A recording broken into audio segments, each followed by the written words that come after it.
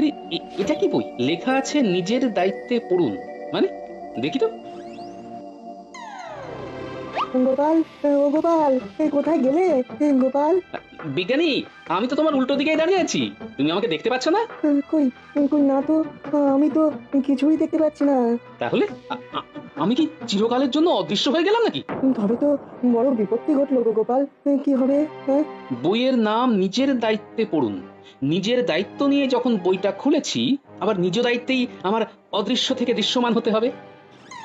এই এই তো তোমাকে দেখতে পাচ্ছি। হ্যাঁ। হ্যাঁ, বইটার কারিগরি বুঝে গেছি। খুললেই অদৃশ্য, বন্ধ করলে দৃশ্যমান। আচ্ছা, দুজনে মিলে যদি বইটা খুলি। তাহলে দুজনে মিলেই অদৃশ্য হব। তুমি চলে এসো বিজ্ঞানী, দেখি পরীক্ষা করে দুজন একসাথে অদৃশ্য হই কিনা। আবার বইয়ের কি লেখা আছে দেখো।